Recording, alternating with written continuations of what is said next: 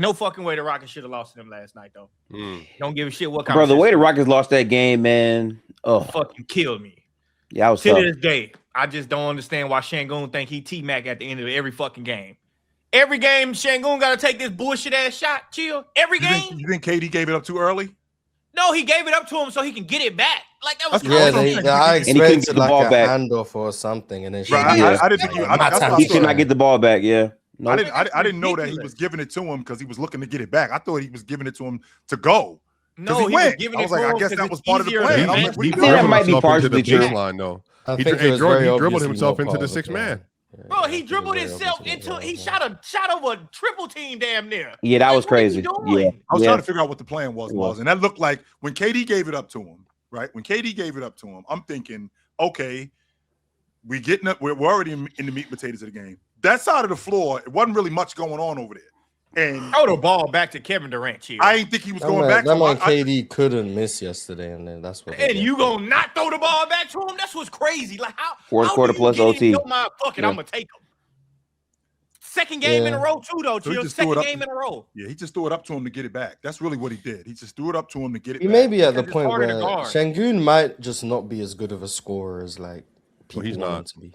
Yeah, maybe he is. Maybe he is. About this same shit last year. This is the same shit I was complaining about last year. But he's objectively not though. Like I think he's objectively not right now, Swiper. But what I'm thinking is, I'm talking about now. I'm not talking about 6 years from now. To be honest with you, scored better than last year. What I don't want to do, Miles, I don't want to tag him. I don't want to tag him as just this is who he's going to be, and then that's it. I do think Sengun is a better scorer than people give him credit for. But I also think to his credit, I also think in his defense, he's one of those players who he's somebody that you guys want him to be right now, and he ain't there yet. He's getting there, very much like Wemby. He's getting there, and unless Wemby's already a better offensive player than him, though. The fact that KD is there now, we want him to be there right now.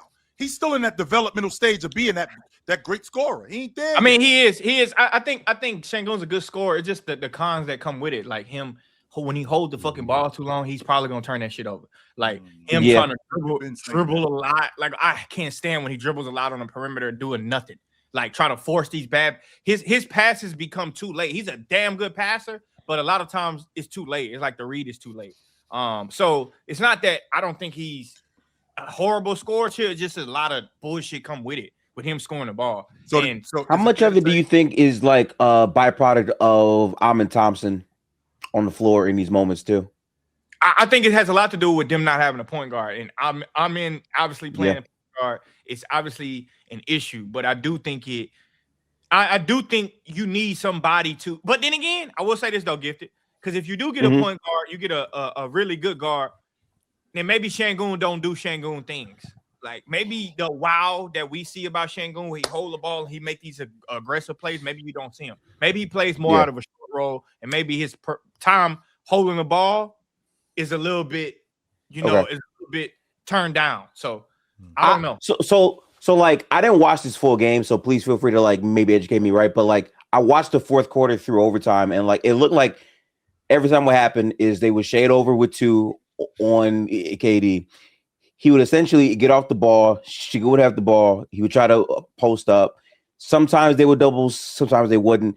Initially in the fourth quarter, he was scoring the basketball, and then it became turnovers. And a lot of those possessions ended with Alperen Thompson pull up in mid ranges, and then in OT they pulled Alperen off the floor because of that.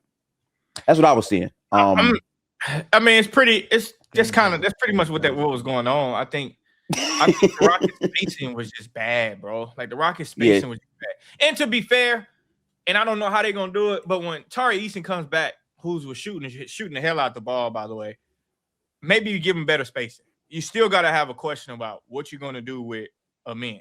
There's no way Amen and Steven Adams should be on the floor at the same time. Like, but it's hard though because with those two players, like you have a better defense, you get, I would say, more rebounds, all the type of stuff. But the problem is offensively down the stretch, it just becomes hard to have a good enough offense. So I hear you on that. But efficiency is never going to be now there. can't make a fucking layup. Yeah, but that's the point. Like, you cram the paint. We mentioned this earlier with Amen Thompson when you were talking about his paint finishing and all that stuff. Is like when you cram the paint, you're going for volume of attempts. Like you're trying to game the system to get more shots than the opponent. It doesn't mean that the quality of those shots is going to necessarily be perfect. If you wanted perfect offense, you should opt for spacing. You shouldn't have Steven Adams on the court with Clint, with Amen Thompson or Clint Capella or those guys. You have multiple guys who are attacking the glass, and the Rockets are historically good at grabbing offensive rebounds, like the best team in NBA history. I think that's how they win basketball games, Ben. This is how they win basketball games. Like Nick Nurse tried this shit in 2021 with the Raptors, just trying to game the system and trying to, because there's a lot of analytics that say that if you take more shots than the opponent, like there's like a huge edge of 58-60% of games you're going to win. And yeah, like I think I've just never seen a team game it to this level, but I've also never seen a team with like this type of size that's able to game it to this level. You know what I mean? So I don't know, Jordan. I'm telling you, like, I think in 3 months you're gonna probably be a little bit more optimistic about Amen Thompson. That's how I feel. I just think that his possessions matter so much, though. I don't know if you heard me already. I'm trading his ass. Oh, so you are trading him now, Drench? Oh yeah, I seen you. Who did you say was better than him on Twitter? I didn't say he was better. I said I wanted Jordan Poole. You'd rather have Jordan Poole. That's what it was. You said you'd I'd rather have Jordan Poole. Yeah, I seen that. I think the flaws are glaring. Like, do you see the three he took and he hit all backboards? It was a turnover. It was a walking turnover. Every three he shoots, Mars feels like a turnover in the moment when he shoots it. You can't be shooting threes in games if you can't make them in practice. I'm not a coach, but that's my philosophy. I was just putting out there. If you can't make them in practice, don't shoot him in a game. I mean, what if he's actually making it in practice? Ain't making that shit in practice. I refuse to believe. But I'm missing like that. If you're not shooting north of 75-80% in practice, you're not shooting threes in games. That's kind of the way I'm viewing it. Especially with Amen Thompson shot quality, like they're all wide open. Like if you're not shooting 75%, I'm not trusting you to shoot that in a game. Mm-hmm. My biggest issue with Amen is like it's the scoring where he's meant to be good that he's not. Agree. Yeah, and that's the concern. That's the biggest problem. Part of that is teams obviously are forcing him into those looks, into a crowd. He's got to get better at like in the floater range when teams are trying to force him to score over the top. The handle needs to be better. He had a nice little Euro on Derek Queen. That was nice. Yeah, that was a nice. That was a big play. That's like his go-to. The little Euro there. But I think the bigger problem is Derek Queen was guarding him. I think that says a lot about how teams are guarding Amen Thompson, which is good. I think that's a good thing. No, I'm saying team like the same way the Rockets guarded Zion with Steven Adams and their bigs. Teams are guarding Amen Thompson with bigs. That's a problem. Yeah, he's a point guard. Yes, he's a point guard. That's a problem. Yes, 100%. Teams shouldn't feel comfortable putting their bigs on Amen Thompson. Well, they are now, and maybe as he continues, to your point, with him making that move and him getting to the rim. And don't forget, I believe it was maybe 2 plays before that, he had the stutter step with the weekend and the cross, and it was right in the mid post where he hit the jump shot. And to your point, I see it. I see it. It's just a matter of continuing to develop this stuff. He is scoring around the rim. He isn't just a guy in the dunker spot. He isn't just a guy that we're just going to give the basketball to for layups. He can get by guys. He can get to the rim. He can score the basketball. Get by him for a layup. He can do that. He absolutely can do that. But I think that because he ain't Luka, because he's not the best in the league. Oh, they're not asked for all that. I promise they asked for all that. Not to shoot 18% from 3. He's only taking 2 a game, Drench. Stop. That means he's making a 3 every 5 games. And a lot of them he's taking. It's when the shot clock is. It's not like he's taking them. No. I've seen these threes. He be wide open. Joe, what is your hesitation with like the numbers telling you that he is literally not a good scorer from anywhere on the court except right at the rim? Okay, the skill set tells you can't no, hang on, because skill set, when people go to the numbers, It's always context dependent on the system that the player plays in, and I have to always push back on this. He couldn't shoot. No. I agree, but there's no context for this man can't shoot. I'm just playing. Okay, no. I hear you. And shooting troubles become exacerbated when the paint is congested. Sure. So here is my question for you, Mars. There are 3 teams in the league, and I'm not talking about trading Amen Thompson. I am talking about adapting the Rockets long term to a more Amen friendly roster construction. Indiana Pacers, a lot of spacing. Milwaukee Bucks around Giannis Antetokounmpo, a lot of spacing. And I'm not talking about the context with Giannis. I'm talking about Amen in place of Giannis. Okay. Also considering, did I say Boston Celtics? Yeah, Boston Celtics. So Boston Celtics, Milwaukee Bucks, Indiana Pacers. You look at those 3 roster builds. How does Amen fit into that offense?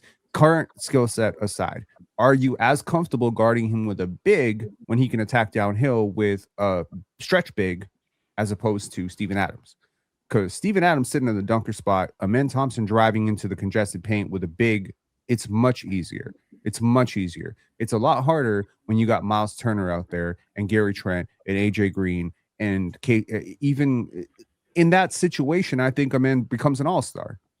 So I hear what Chill is saying. Like the skill is there. We have seen it. Let's not act like this guy was not on a lot of people's All NBA watch list this year. He was. He's still that same player. I mean, I was hearing people tell me he's better than Franz Wagner. He's better than Scotty. They told me he was better than Denny Avdia. Yeah, I remember. I seen that poll between Scotty, Franz, and Amen, and Amen was winning the poll. And I'm pretty sure I responded to that saying people are going overboard with Amen Thompson. I thought he was overhyped. But there's a reason why. And I was like the first on the Amen Thompson train, but it's very clearly gone too far at this point. No, people are just lying about how good he is right now. So. But I think there's a reason why people are so excited because people, with 21, 22-year-olds. Athleticism excites people. That's why, man. Athleticism. I mean, they want him to be what they wanted Ben Simmons to be. And he's one of the most athletic players in the NBA. But this is not like Gerald Green athleticism where it's like, okay, it's just athleticism and he hasn't exactly put it together. He's put it together. Yeah, exactly. Gerald Green later on, though. Athleticism excites people. So when you have Gerald Green became a very good role player. When you have someone with his athleticism, Gerald Green was always a good basketball player. He's that strong. Gerald Green always that could high. shoot. Hey, just like this too.